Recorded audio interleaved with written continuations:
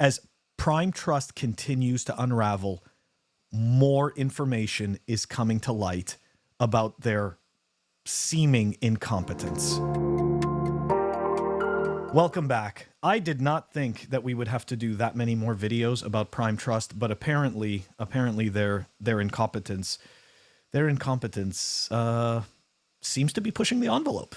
Anyways, let's dive into it because we've got some new information that has started to come to light, which actually paints a really grim picture. Several different Bitcoiners have highlighted this particular piece, and we're going to use Bitcoin Magazine's tweet. Here we go. Crypto custodian Prime Trust lost access to wallets in 2021 and owes customers $82 million. Now, this right here is a serious point of contention, and we're going to explain why after, but we need to remember right now the timeline of 2021. Okay? So let's take a look at this. In January 2021, Prime reintroduced specific legacy wallet forwarding addresses to customers' legacy wallets. It is understood Prime did so because of limitations associated with creating new wallets within the Fireblocks platform. Prime purportedly believed that these legacy wallets existed on the Fireblocks platform or were configured to forward to wallets accessible on the Fireblocks platform. However, it is understood that on or about December 2021, discovered that it was unable to access the legacy wallets and the cryptocurrency therein. It is understood that from December 2021 to March 2022, to satisfy the withdrawals from the inaccessible legacy wallets, Prime purchased additional digital currency using customer money from its omnibus customer accounts. And that right there is not legal to do. Prime is reported to have been making efforts to regain access to the legacy wallets. However, as of the date of this petition, Prime has been unable to do so. So right there, and again, this is, as of right now, I just want to say, we do not have 100% confirmation on all these things. This is information that is coming to light, and we are just diving through it and attempting to understand the timeline and what has happened. I'm sure that a lot more information is going to come to light, but the point being, since 2021, they haven't had access to any of that money. So does that mean that Prime Trust has been indirectly acting as a Ponzi scheme since 2021? Could be a case made for that. Anyways, I'm just like that. That's just FUD, right? Like, I'm not really saying that they are a Ponzi scheme, but it definitely begs the question how they've had 2 years without their own liquidity. So that's kind of weird. Anyways, let's continue on because, believe it or not, this does get worse. So to summarize what they owe, as what is known right now, Prime Trust owes customers $85.6 million in fiat currency, but only has $2.9 million. In terms of shitcoins, okay, PT owes about $69 million to its clients, but only has 68. Well, I'm pretty sure that they weren't supposed to be using any of those tokens. So they should have been able to make those people whole immediately. The only way that they can't make those people whole immediately is if they're using their funds in ways they are not supposed to. And here's a tweet from J. Connor Grogan, and this, I think, is the icing on the cake. 88% of the tokens that they hold are held in this audio token. I just want to put this into perspective, okay? This is the weekly chart of audio token. And indeed, you've most likely recognized this pattern. This is a pump and dump pattern. This is a pattern of something that ain't gonna go anywhere, okay? And it is clearly a pump and dump, and this is just another shitcoin. So this really has to make you beg the question, right? This is one of the biggest custodians in this space, having access to possibly some of the best information in this space. And all these guys did was buy some no-name shitcoin. And not only that, but millions of dollars in it. This is really pathetic and sad. This is really pathetic and sad. Anyways, let's continue because, yeah, you're like, Phil, does it get worse than this? Yeah, it gets worse than this. Let's keep going. Shout out to Nakadai for this tweet. Here we go. Guess what bank had a partnership with Prime Trust? That's right, guys. Signature, which, I know. I think for the most part, we're not surprised, but it's nice to tie all the loose ends together, isn't it? So let's dive into this. For the people who don't know who Signature is here, I just got, we've got this link. Failed bank information for Signature Bank, New York, New York. On March 12, 2023, Signature Bank was closed by the New York State Department of Financial Services and Federal Deposit Insurance Corporation, FDIC, was named receiver. No advance notice is given to the public when a financial institution is closed. To protect depositors, the FDIC has transferred all the deposits and substantially all of the assets of Signature Bank to Signature Bridge Bank National Association, a full-service bank that will be operated by the FDIC. So I did think it was kind of interesting when we were hearing about SVG and Signature Bank that we weren't seeing much more fallout, but apparently we just had to wait a little bit longer. All right, to wrap this up, here we go. This is the piece that lets everybody know that Signature Bank and Prime Trust were working together and that we shouldn't be surprised of the Prime Trust blow up to a certain extent. Signature Bank and Prime Trust to align their respective technologies to better serve the institutional blockchain industry.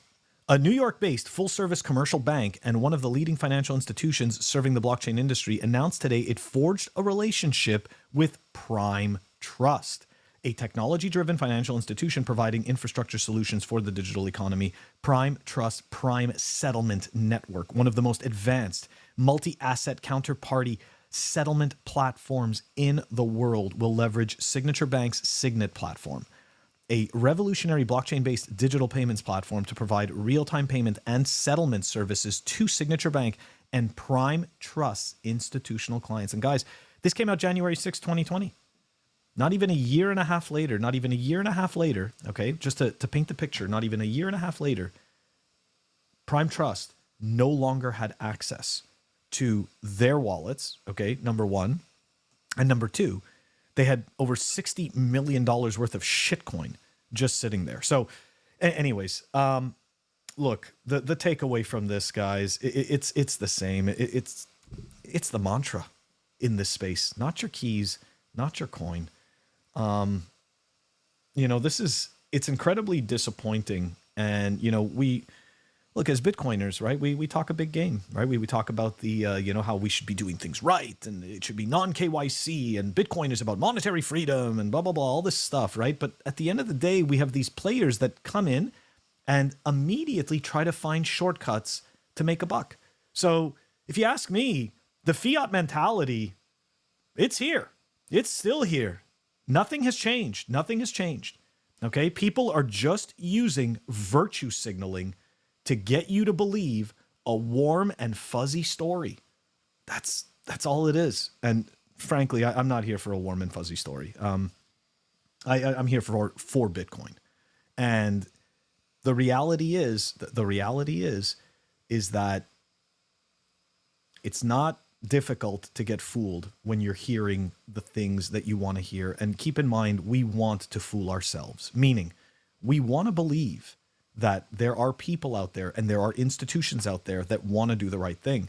We also want to believe that we are not entirely surrounded by scammers. But keep in mind, wanting to believe that and pretty much ignoring the reality of life, it's not going to serve us well. It really isn't going to serve us well. Now, I've spent a lot of time in some spaces in the last couple of days discussing this whole Prime Trust thing, and the piece I want to finish on is the discussion about the clawbacks. So I was in a space yesterday. For the people who don't know who Magoo is, Magoo's a pretty outspoken Bitcoiner, and he was talking about clawbacks. Now, essentially, okay, if a business was running and it was insolvent, okay, and it was hiding that it was insolvent, all the money that they've paid out, technically, that can be subject to a clawback. Now, you may be thinking that isn't true, but I would invite every single person to go back and take a look at, and I know it doesn't sound like it's the same, but it is, and I'll explain why. Take a look at the Bernie Madoff Ponzi scheme. Okay. So they were insolvent for many, many years, and yet they were paying the oldest investors off. And there is documented material where people were living their retirements for years and years, taking the payments from Bernie Madoff. And they unfortunately, when the whole entire Ponzi scheme blew up, even though those people were not involved, those people were technically victims in a way. They had to pay these millions of dollars back because this was money that was paid out to them while the business was insolvent, even though it wasn't known. So we have a similar type of situation here where essentially since 2021, the Prime Trust business hasn't had the assets or the liquidity to cover what it is that they claim to be covering and what they claim to be doing. So the people who got paid out since 2021, the case maybe could be made that they could be subject to clawbacks. And again, this is just speculation. It's really just sad. That's all I got to say. It's an unfortunate situation, and I'm not touting my own horn, but this is kind of one of the things I learned early on. This was one of the reasons I do not like to deal with the exchanges, and especially taking their sponsorship money, because then you have to go and tell people that this is the best place to go and get your Bitcoin, when in fact you know that's, or you believe that is not necessarily the truth. And that makes you into a liar, and it makes you, it makes you into a person that is giving, incorrect information. And that, I don't think that that's worth it. I don't think that that's worth it in the long run. I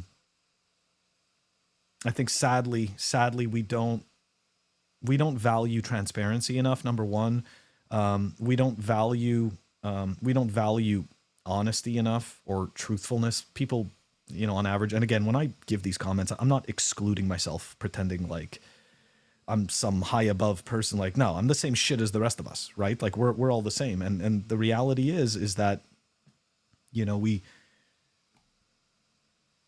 should care more.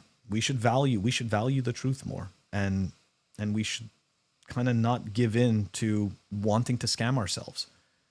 So anyways, guys, this was definitely, I had to make this clip. The reality is that more and more stuff is coming out about Prime Trust, and it's important that we cover it. And it's important that it's important that we try our best to tell an accurate story.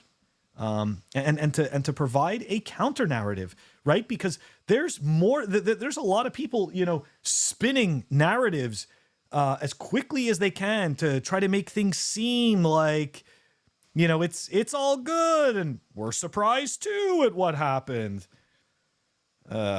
Guys, just take your Bitcoin off exchanges. Stop wanting to trust people. Okay, stop wanting to scam yourself. It's one of the most difficult things to do. In hindsight, I can always see when it was me that was essentially scamming myself. Anyways, all right, guys, that's the clip for today. Don't forget to like and subscribe. Help us fight the evil YouTube algorithm. And I will catch you all tomorrow.